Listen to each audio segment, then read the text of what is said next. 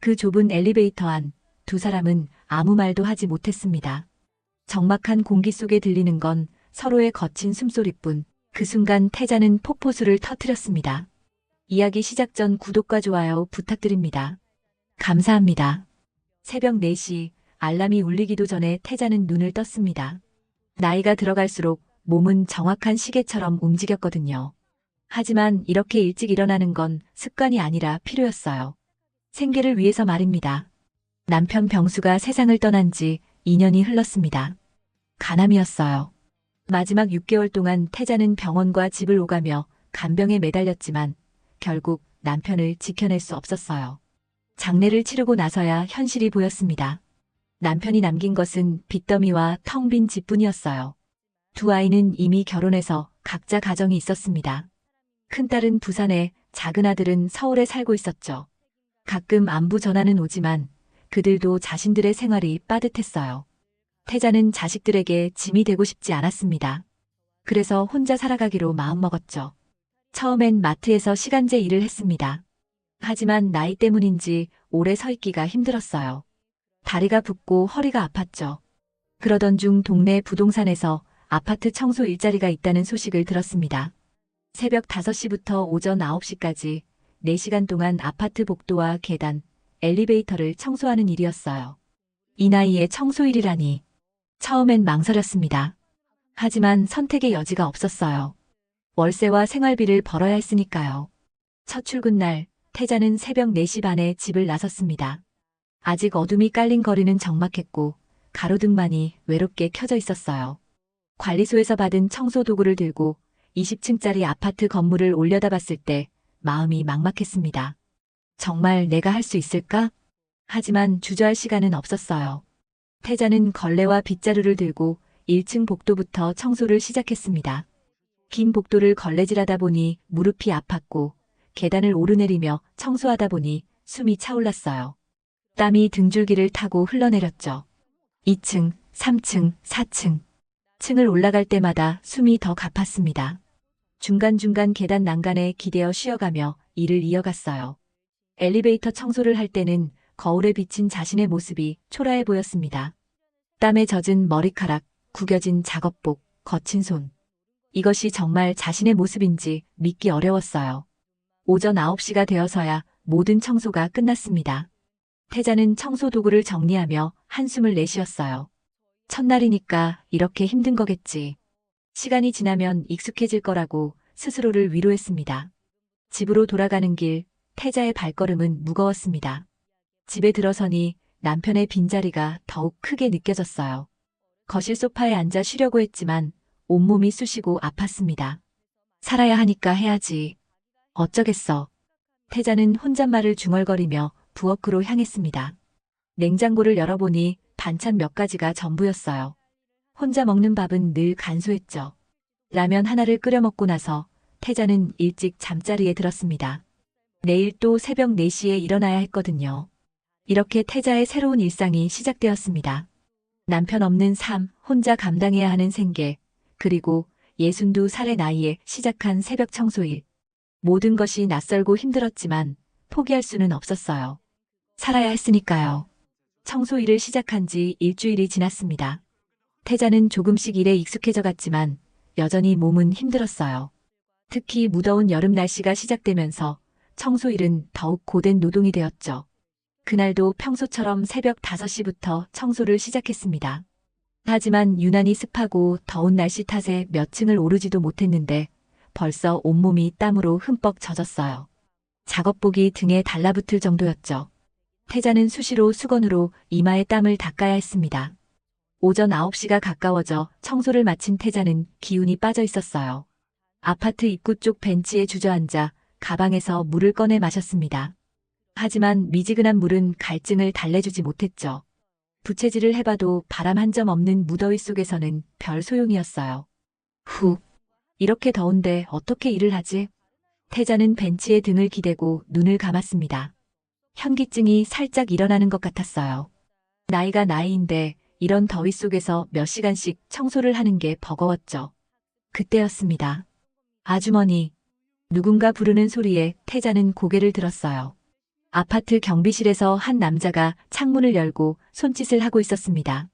60살 정도로 보이는 남자였는데 경비원복을 입고 있었어요. 여기 들어오세요. 에어컨 바람 좀 쐬셔야지. 태자는 잠시 망설였습니다. 경비실에 들어가도 되는 건지 확신이 서지 않았거든요. 하지만 남자의 표정이 진심 어린 걱정으로 보였고 무엇보다 더위가 견딜 수 없을 정도였어요. 괜찮을까요? 물론이죠. 어서 들어오세요. 태자는 조심스럽게 경비실 문을 열고 들어갔습니다. 순간 시원한 에어컨 바람이 온몸을 감쌌어요. 그동안 얼마나 더웠는지 찬 바람이 이렇게 고마울 줄 몰랐습니다. 앉으세요. 많이 더우셨죠? 남자는 의자 하나를 태자 쪽으로 밀어주며 말했어요. 태자는 고맙다는 인사를 하며 앉았습니다. 경비실 안은 깔끔하게 정돈되어 있었고 작은 냉장고와 전자레인지, 간단한 책상과 의자가 놓여 있었어요. 잠깐만요. 남자는 작은 냉장고를 열더니 차가운 보리차 한 컵을 따라 태자에게 건넸습니다. 얼음까지 동동 띄운 시원한 보리차였어요. 고맙습니다. 정말 고마워요. 태자는 보리차를 받아들고는 한 모금 마셨습니다. 목 안으로 시원함이 퍼져나가자 절로 안도의 한숨이 나왔어요. 이렇게 시원한 차 한 잔이 이토록 감사할 줄 몰랐죠. 매일 새벽부터 청소하시는 거 봤어요. 혼자서 이 큰 아파트를 다 청소하시니 얼마나 힘드시겠어요. 남자의 말에 태자는 고개를 끄덕였습니다.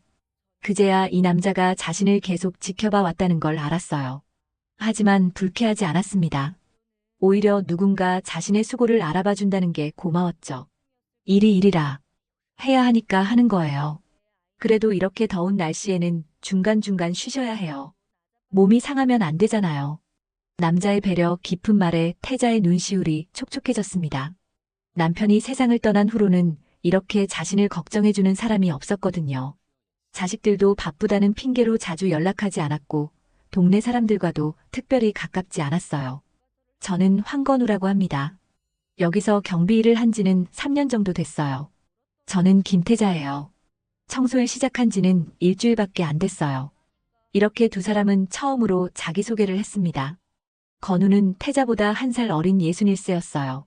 전에는 버스기사를 했는데 나이가 들어 그만두고 지금은 경비 일을 하고 있다고 했죠. 버스기사면 힘드셨겠어요. 그래도 그때가 나았어요. 지금은 조용하긴 하지만 좀 심심하죠. 건우의 말에서 어떤 외로움이 묻어났습니다. 태자도 그 마음을 이해할 수 있었어요. 혼자 사는 사람들이 느끼는 그 고독감 말이에요. 에어컨 바람을 맞으며 시원한 보리차를 마시니 한결 기분이 나아졌습니다. 건우는 태자가 다 마실 때까지 기다려 주었고 또 한 컵 더 따라주기도 했어요. 이제 좀 괜찮으세요? 네, 정말 고마워요. 덕분에 살 것 같아요. 태자는 진심으로 고마움을 표했습니다.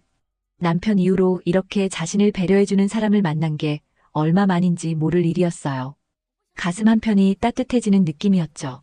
앞으로도 더우면 언제든 들어오세요. 여기가 뭐 대단한 곳도 아니지만 쉬어가는 정도는 괜찮아요. 집으로 돌아가는 길, 태자의 마음은 한결 가벼웠습니다. 오랜만에 다른 사람의 친절을 경험했거든요. 건우의 배려가 마음에 오래 남았어요. 그 이후로 태자는 청소를 마치고 나면 자연스럽게 경비실로 향하게 되었습니다. 처음에는 더위를 피하기 위해서였지만 점점 건우와의 짧은 대화가 하루 중 가장 편안한 시간이 되어갔어요. 오늘도 수고하셨어요. 건우는 태자가 경비실 문을 열고 들어올 때마다 이렇게 인사했습니다. 그리고 어김없이 차가운 보리차나 물을 준비해두곤 했죠. 작은 배려였지만 태자에게는 큰 위로가 되었어요. 건우 씨는 몇 시에 출근하세요?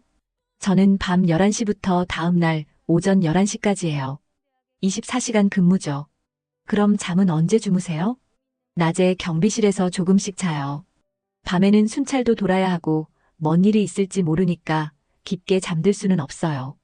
건우의 말을 들으며 태자는 자신만 힘든 게 아니라는 걸 깨달았습니다. 각자의 자리에서 각자의 방식으로 생활을 이어가고 있었죠. 며칠이 지나자 태자는 건우에게 관심이 생겼어요.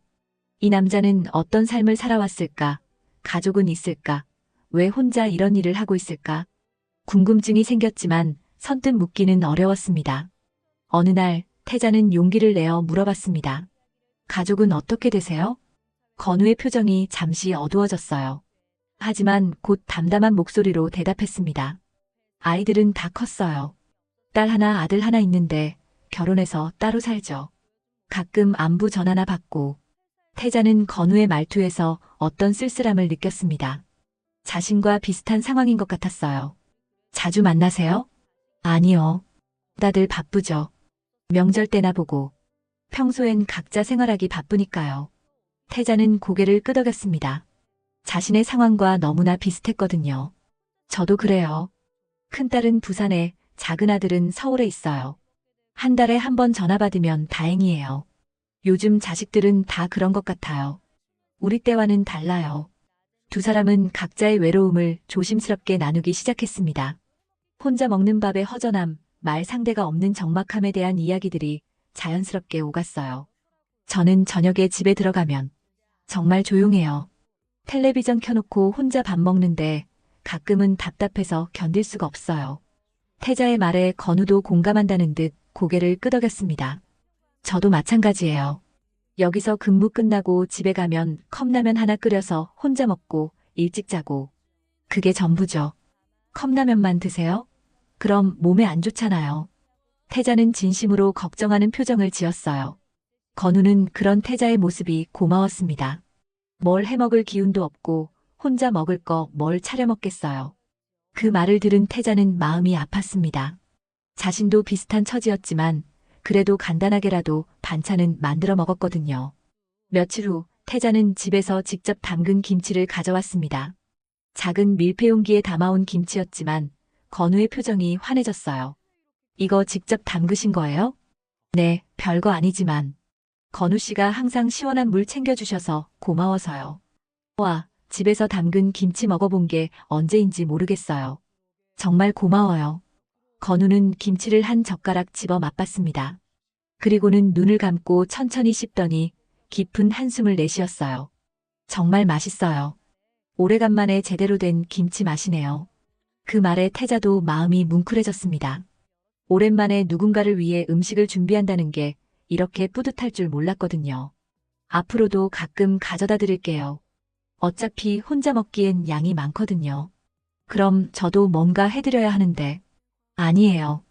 건우 씨가 매번 시원한 차 주시는 것만으로도 고마워요. 정말이에요. 그날 이후 태자는 반찬을 조금씩 더 만들게 되었습니다. 건우에게 나누어 줄 생각으로 말이에요. 나물도 무치고 멸치볶음도 만들고 달걀말이도 해서 가져갔어요. 태자 씨 덕분에 집밥 먹는 기분이에요. 컵라면만 먹다가 이런 반찬 먹으니까 정말 맛있어요. 건우의 말을 들으며 태자는 오랜만에 누군가에게 필요한 사람이 된 기분이었습니다. 남편이 세상을 떠난 후로는 자신이 누구에게 도움이 되는 사람인지 의문이었거든요. 저도 누군가를 위해서 음식을 만든다는 게 오래간만이에요. 기분이 좋아요. 경비실에서 보내는 시간이 점점 길어졌습니다. 처음에는 잠깐 쉬어가는 정도였는데 이제는 30분, 때로는 1시간까지 머물기도 했어요. 건우는 태자가 오면 항상 의자를 정리해주고 시원한 차를 준비해 두었습니다. 태자도 건우를 위해 반찬을 싸우는 게 자연스러워졌어요. 서로에게 작은 위로가 되어주는 존재가 된 것 같았습니다. 이렇게 얘기할 사람이 있어서 참 좋아요. 어느 날 건우가 조심스럽게 말했습니다. 태자도 같은 마음이었어요. 저도요. 하루 종일 혼자 있다가 건우 씨랑 이야기하면 마음이 한결 나아져요. 두 사람은 각자의 외로움을 서로 달래주는 소중한 친구가 되어가고 있었습니다. 아직은 조심스럽지만 서로에게 의지가 되는 존재였어요. 나중에 서로에게 어떤 존재가 될지도 모른 채 말이죠. 그날도 태자가 청소를 마치고 경비실에 들어가 잠시 쉬고 있는데 문득 책상 위 작은 액자 속 사진이 눈에 들어왔습니다. 젊은 시절의 건우와 한 여성이 바닷가에서 환하게 웃고 있는 사진이었어요. 두 사람 모두 30대 초반쯤으로 보였고 여성은 하얀 원피스를 입고 건우의 팔짱을 끼고 있었죠. 태자는 호기심 반, 조심스러운 반으로 물어봤습니다. 아내분이세요? 건우는 태자의 시선을 따라 사진을 바라보다가 잠시 침묵했어요. 그리고 천천히 고개를 끄덕이며 답했습니다. 네, 제 아내예요. 아내를 보낸 지 벌써 5년이 됐네요. 그 순간 건우의 표정이 부드럽게 무너지고 목소리에는 깊은 그리움이 묻어났습니다. 태자는 순간 가슴이 저릿해졌어요. 자신도 남편을 떠나보낸 지 2년밖에 안 됐기 때문에 그 마음을 너무나 잘 알 수 있었거든요. 그러시구나. 저도 남편을 2년 전에 보냈어요. 태자의 말에 건우는 놀란 표정을 지었습니다. 그제야 두 사람이 같은 처지라는 걸 알게 된 거죠. 정말이에요? 그럼 태자 씨도? 네, 간암이었어요. 마지막 6개월 동안은 병원 신세를 졌어요. 고생만 하다 갔어요. 순간 경비실 안에는 깊은 침묵이 흘렀습니다. 각자의 상처가 공명하는 것 같았어요. 건우가 먼저 입을 열었습니다. 저희 아내는 교통사고였어요. 갑자기 당한 거라 마음의 준비도 할 수 없었어. 얼마나 힘드셨을까요? 갑작스럽게 당하시면. 태자는 건우의 아픔을 짐작할 수 있었습니다. 자신은 그래도 남편의 병이 악화되는 걸 지켜보며 마음의 준비를 할 시간이 있었지만 갑작스러운 사고라면 그 충격이 얼마나 클지 상상조차 어려웠어요. 밤에 집에 있으면 TV 소리에도 아내가 부르는 목소리가 들리는 것 같아요. 문만 열면 거실에 앉아 있을 것 같은데 아무도 없고. 건우의 말에 태자는 자신도 모르게 고개를 끄덕였어요. 너무나 공감되는 이야기였거든요. 저도 그래요. 새벽에 깨면 옆자리가 텅 비어 있는 게 그렇게 무서워요. 35년을 함께 잤는데 갑자기 혼자 자려니까. 태자의 목소리도 떨렸습니다. 아직도 생생한 그 외로움과 두려움이 떠올랐거든요. 처음엔 아내 옷도 그대로 둬놨어요. 화장대도 그대로 두고 마치 잠깐 어디 갔다 올 것처럼요. 저도 남편 옷 아직 못 정리했어요. 옷장 열 때마다 남편 냄새가 나는 것 같아서 버릴 수가 없더라고요.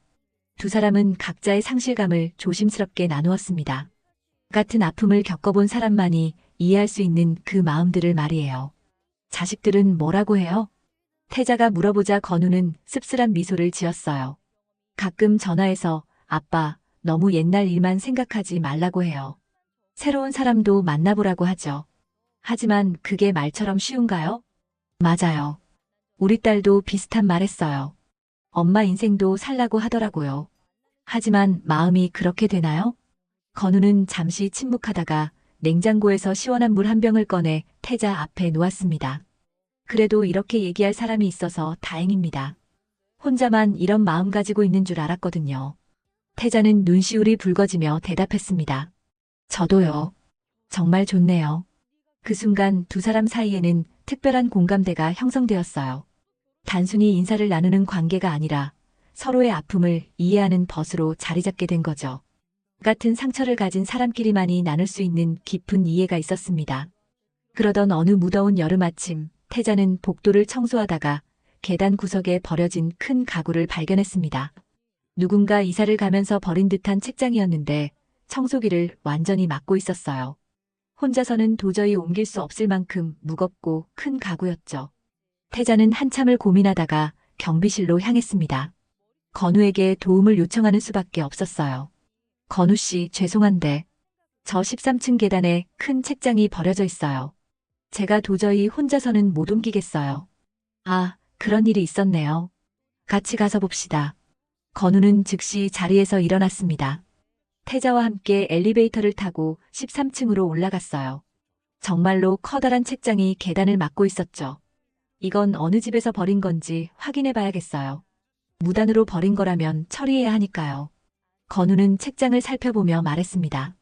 두 사람은 13층 복도를 돌아다니며 어느 집에서 버린 건지 확인해 봤지만 명확하지 않았어요. 결국 관리사무소에 신고하기로 하고 다시 엘리베이터를 탔습니다. 그런데 그때 생각지 못한 문제가 생겼어요. 엘리베이터가 5층과 6층 사이에서 갑자기 멈춰버린 것입니다. 천장의 조명이 깜빡이더니 완전히 어두워졌어요. 정전이 일어난 듯 했죠. 이상하네요. 건우는 침착하게 비상벨을 눌러봤지만 반응이 없었습니다. 휴대폰으로 관리사무소에 전화를 걸어보려 했지만 지하에 있는 관리사무소는 전화가 안 되었어요. 태자는 순간 겁이 났습니다. 좁은 공간에 갇힌다는 게 이렇게 무서울 줄 몰랐거든요. 심장이 빨리 뛰기 시작했어요. 괜찮을까요? 우리 여기 갇힌 거 아니에요? 태자의 목소리에 불안감이 묻어났습니다. 건우는 태자의 어깨를 가볍게 두드리며 위로했어요. 괜찮습니다. 정전이면 금방 복구될 거예요. 조금만 기다리시죠. 하지만 시간이 지나도 엘리베이터는 움직일 기미를 보이지 않았습니다. 오히려 안은 점점 더 후끈해졌어요. 에어컨이 꺼진 채로 밀폐된 공간에 두 사람이 있으니 금세 숨이 막힐 것 같았죠. 태자는 더위와 답답함으로 인해 호흡이 가빠졌습니다. 이마에는 땀이 송글송글 맺혔고 손도 떨리기 시작했어요. 숨이 막혀요. 태자가 불안해하자 건우는 더욱 진정시키려 노력했습니다. 천천히 숨 쉬세요. 괜찮아요.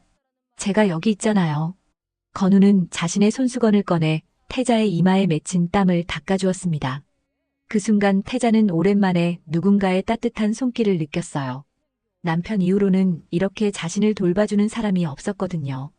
혼자 갇혔으면 정말 무서웠을 거예요. 건우 씨가 있어서 다행이에요. 태자의 말에 건우의 마음도 뭉클해졌습니다. 자신이 누군가에게 의지가 되고 있다는 느낌이었어요. 시간이 더 흘러 1시간 가까이 갇힌 채 있게 되었습니다. 두 사람은 더위를 식히기 위해 서로 부채질을 해주었어요. 건우는 손으로 바람을 일으키며 태자의 얼굴에 시원함을 보내주었고 태자도 가방에 있던 작은 부채로 건우에게 바람을 보내주었습니다. 이렇게 더운데 괜찮으세요? 태자가 걱정스럽게 물어보자 건우는 웃으며 대답했어요.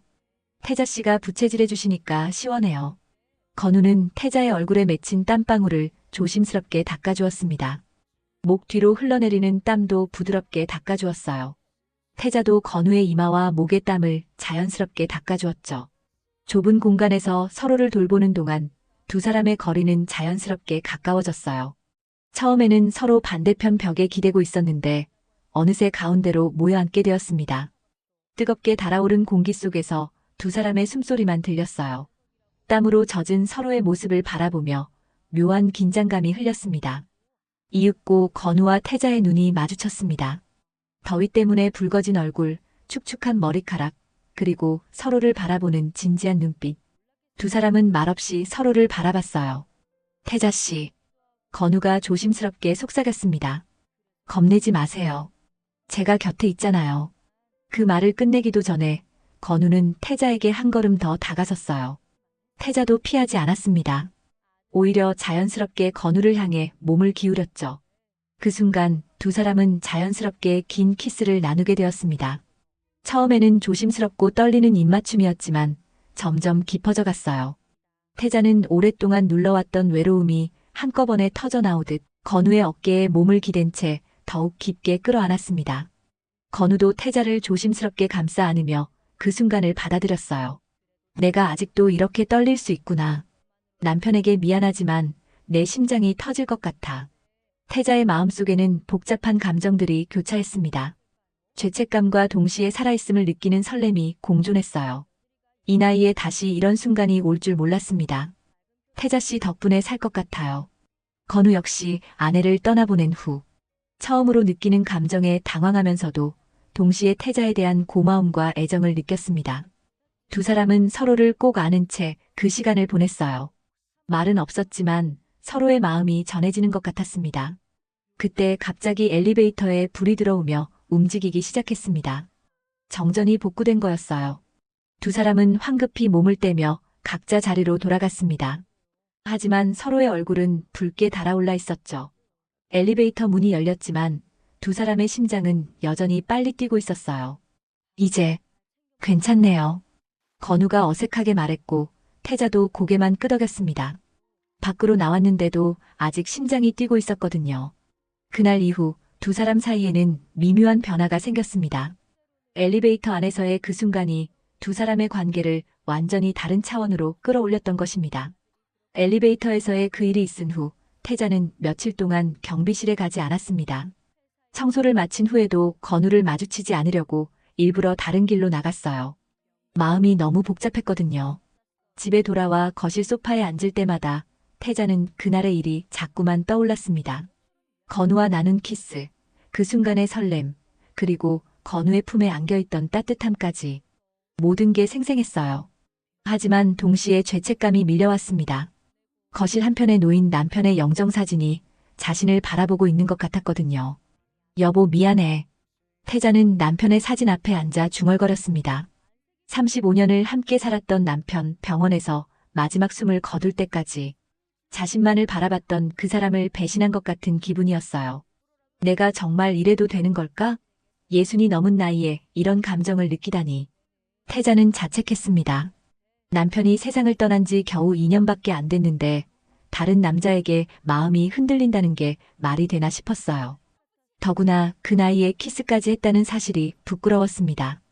밤이 되면 더욱 혼란스러웠어요. 침대에 누워도 잠이 오지 않았습니다. 건우의 따뜻한 손길이 자꾸 생각났고 그러면서도 동시에 남편에 대한 죄책감이 엄습했어요. 내 나이가 몇인데 이런 일로 잠도 못 자고. 태자는 베개를 뒤척이며 한숨을 쉬었습니다. 이런 감정은 젊은 사람들이나 느끼는 거라고 생각했는데 자신에게도 이런 일이 일어날 줄 몰랐어요. 사흘째 되는 날 건우는 태자가 경비실에 오지 않는 것을 눈치챘습니다. 평소 같으면 청소를 마치고 나서 들러 차 한 잔 마시고 가곤 했는데 요즘은 그냥 지나가더라고요. 내가 너무 성급했나? 태자 씨를 당황하게 한 건 아닐까? 건우도 복잡한 심정이었습니다. 그날의 일이 실수였을까 싶기도 하고 태자가 불편해한다면 어떻게 해야 할지 모르겠었어요. 넷째 날 아침 태자는 청소를 하면서도 계속 경비실 쪽을 의식했습니다. 건우가 자신을 기다리고 있을까? 아니면 자신을 피하고 있을까? 궁금하면서도 마주치기는 두려웠어요.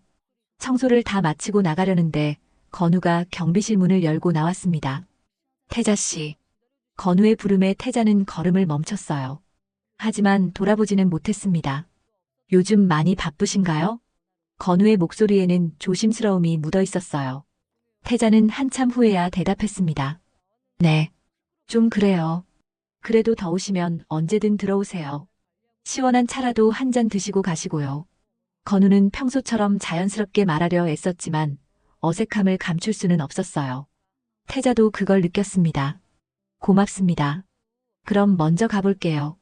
태자는 그 말을 남기고 서둘러 자리를 떠났습니다. 건우는 그런 태자의 뒷모습을 안타깝게 바라봤어요. 집에 돌아온 태자는 더욱 혼란스러웠습니다. 건우의 배려 어린 말투에서 진심을 느꼈거든요. 하지만 그럴수록 더욱 죄책감이 들었어요. 정말 이래도 되는 걸까? 태자는 남편의 사진을 보며 또다시 자문했습니다. 남편과 함께 찍은 결혼사진, 아이들이 어릴 때 가족사진, 결혼기념일 사진들이 거실 곳곳에 놓여 있었어요. 그 모든 사진 속에서 남편은 환하게 웃고 있었죠. 여보, 나 어떻게 해야 할까요? 당신 떠나고 나서 이렇게 외로웠는데 그 사람이 나한테 잘해주니까 마음이 흔들리네요. 태자는 남편의 사진에 대고 혼잣말을 했습니다. 당연히 대답은 없었지만 그래도 남편에게 털어놓고 싶었어요. 내 나이가 60둘 때 이런 감정을 느끼는 게 맞나요? 사람들이 알면 뭐라고 할까요? 태자의 고민은 나이에 대한 부끄러움도 컸습니다. 주변 사람들이 알게 되면 수군거릴 뻔했거든요. 저 나이에 무슨 연애냐, 남편 죽은 지 얼마나 됐다고 하는 소리들이 들릴 것 같았어요. 일주일이 지나도록 태자는 경비실을 피했습니다. 건우도 억지로 태자를 붙잡지 않았어요. 서로 어색한 거리를 두며 시간을 보냈습니다. 하지만 태자의 마음 한편에서는 건우에 대한 그리움이 자라고 있었습니다. 혼자 집에서 저녁을 먹을 때면 건우와 함께 나눴던 차 한 잔이 생각났어요. 경비실에서 나눈 따뜻한 대화들도 그리웠고요. 이러면 안 되는데, 이러면 안 되는 걸 알면서도 태자는 자신의 마음을 억누르려 애썼지만 쉽지 않았습니다. 나이가 들어도 마음이라는 게 마음대로 되지 않더라고요. 어느 날 밤 태자는 남편의 사진을 품에 안고 울었습니다.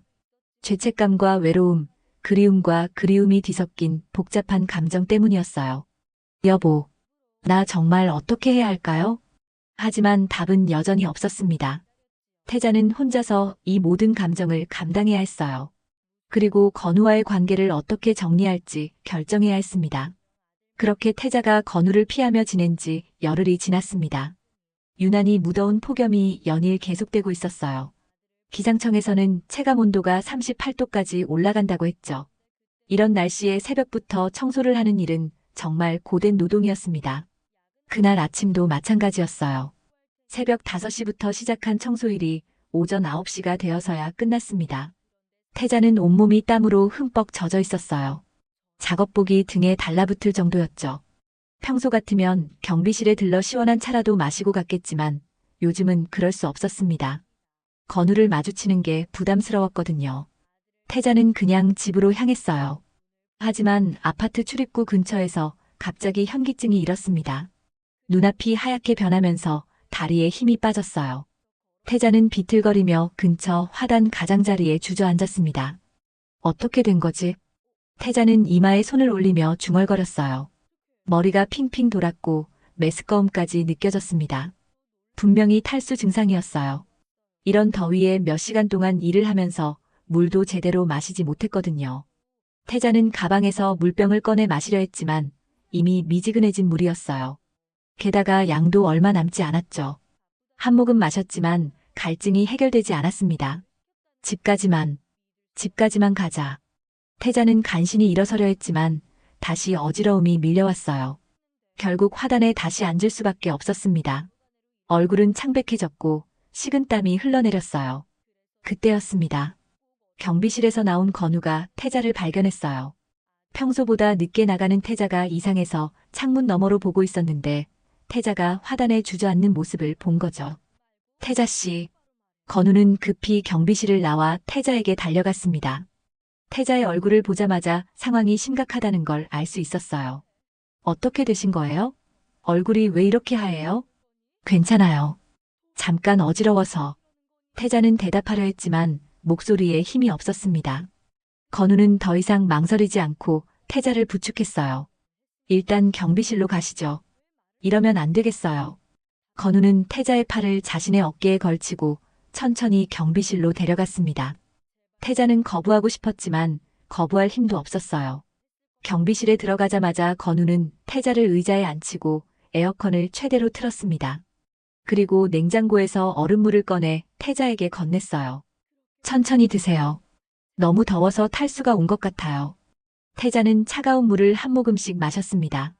시원한 물이 목 안으로 넘어가자 조금씩 기운이 돌아오는 것 같았어요. 이런 날씨에 몇 시간씩 일하시면 안 되죠. 중간중간 쉬셔야 해요. 건우는 젖은 수건으로 태자의 이마와 목을 닦아주었습니다. 태자는 그런 건우의 배려에 마음이 뭉클해졌어요. 자신을 피했는데도 이렇게 돌봐주다니. 미안해요. 요즘 경비실에 들르지도 못했는데. 그런 건 중요하지 않아요. 지금 태자 씨 몸이 더 중요하죠. 건우의 진심 어린 걱정에 태자는 눈시울이 뜨거워졌습니다. 이런 날씨에 자신을 걱정해주는 사람이 있다는 게 고마웠어요. 1시간 정도 경비실에서 쉰 후에야 태자는 좀 나아졌습니다. 얼굴에 혈색도 돌아오고 어지러움도 많이 가셨어요. 이제 좀 어때요? 네, 많이 나아졌어요. 고마워요. 정말 고마워요. 집에 가서도 충분히 쉬세요. 그리고 앞으로는 이런 날씨에 무리하지 마시고 중간중간 들러서 쉬어가세요. 건우의 말에 태자는 고개를 끄덕였습니다. 더 이상 건우를 피할 이유도 그럴 힘도 없었어요. 건우 씨, 그동안 미안했어요. 무슨 말씀을 해요? 어색해서 그러셨던 거죠? 건우는 태자의 사과를 받아주며 미소를 지었습니다. 그 미소를 보자 태자의 마음도 한결 가벼워졌어요. 집에 돌아간 태자는 오랜만에 깊은 잠에 빠져들었습니다. 건우의 돌봄 덕분에 몸도 마음도 안정을 찾을 수 있었어요. 그날 밤 태자는 남편의 사진을 보며 생각했습니다. 여보, 나 오늘 정말 위험할 뻔했어요. 그런데 건우 씨가 도와줬어요. 나를 걱정해주는 사람이 있다는 게 이렇게 고마울 줄 몰랐어요. 태자는 이제 자신의 감정을 부정할 수 없다는 걸 깨달았습니다. 건우에 대한 마음이 단순한 호감이 아니라는 것도 알았어요. 이 나이에 다시 누군가를 만났다는 게 미안하지만 동시에 감사한 일이기도 했습니다. 이제는 솔직해져야 할 때인 것 같아요. 나 혼자 이런 감정을 안고 살 수는 없겠어요. 다음 날부터 태자는 다시 청소를 마친 후 경비실에 들르기 시작했습니다. 건우도 태자를 반갑게 맞아주었어요. 둘 사이의 어색함은 많이 사라졌지만 여전히 미묘한 긴장감은 남아있었습니다. 위기 상황에서 보여준 건우의 돌봄은 태자에게 깊은 인상을 남겼어요. 이제 태자는 더 이상 자신의 마음을 피할 수 없었습니다. 건우도 마찬가지였어요. 태자를 돌보면서 자신의 진심을 확인할 수 있었거든요. 두 사람의 관계는 새로운 국면을 맞이하고 있었습니다. 태자가 쓰러진 일이 있은 후 며칠이 지났습니다. 두 사람은 다시 예전처럼 경비실에서 차를 마시며 이야기를 나누었지만 여전히 조심스러운 분위기였어요. 엘리베이터에서의 그 일을 어떻게 받아들여야 할지 서로 확신이 서지 않았거든요. 그러던 어느 날 저녁, 건우가 용기를 내어 태자에게 말을 꺼냈습니다. 태자 씨, 제가 말씀드리고 싶은 게 있어요. 태자는 차를 마시다가 손을 멈췄습니다. 건우의 진지한 표정에서 무언가 중요한 이야기가 나올 것 같다는 느낌이 들었어요. 뭔가요? 저희, 이런 나이에 이상한 얘기일 수도 있는데. 건우는 잠시 말을 멈췄다가 다시 입을 열었어요. 혼자 사는 게 생각했던 것보다 많이 외롭고 쓸쓸하더라고요. 아내 떠나고 나서 5년 동안 그냥 하루하루 버텨왔는데 태자 씨 만나고 나서는 사는 게 달라졌어요. 태자는 건우의 고백을 조용히 들었습니다. 자신도 똑같은 마음이었거든요. 저도 남편 떠나고 나서 매일이 그냥 견디는 시간이었어요.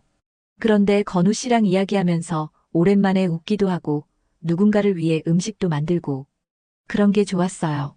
건우는 태자의 말에 고개를 끄덕였어요. 서로 같은 마음이라는 걸 확인하고 나니 마음이 한결 편해졌습니다. 태자 씨, 제가 너무 성급하게 생각하는 건지 모르겠지만 이 나이에 혼자보다는 함께 사는 게 낫지 않을까요? 건우의 말에 태자는 깜짝 놀랐어요. 마음속으로는 기대했던 말이지만 실제로 들으니 가슴이 뛰었거든요. 함께 산다는 게, 네, 저는 진심이에요.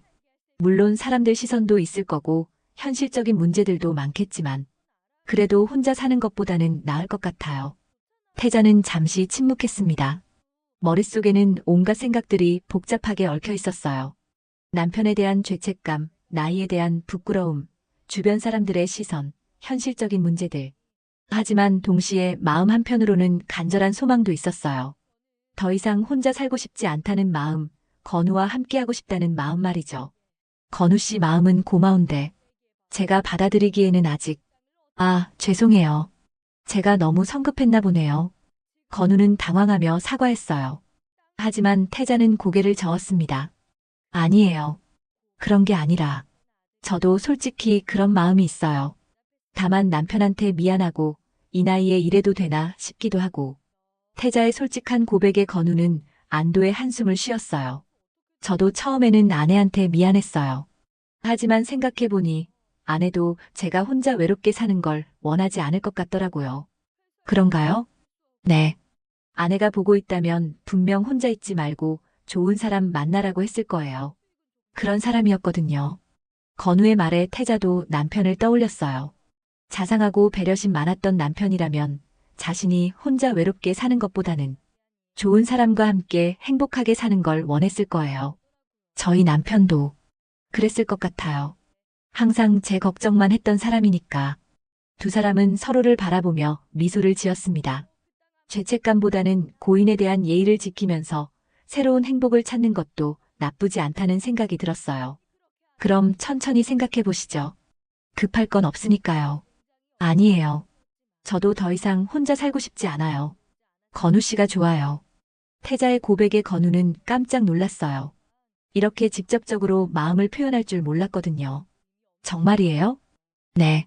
남편에게 미안하지만 이제는 제 인생도 살고 싶어요. 건우 씨랑 함께요. 건우는 태자의 손을 조심스럽게 잡았습니다. 태자도 손을 빼지 않았어요. 그럼 우리 함께 살아봅시다. 서로 의지하면서요. 네, 그렇게 해요. 두 사람은 서로를 바라보며 환하게 웃었습니다. 오랜만에 짓는 진심 어린 웃음이었어요. 그날부터 태자와 건우는 구체적인 계획을 세우기 시작했습니다.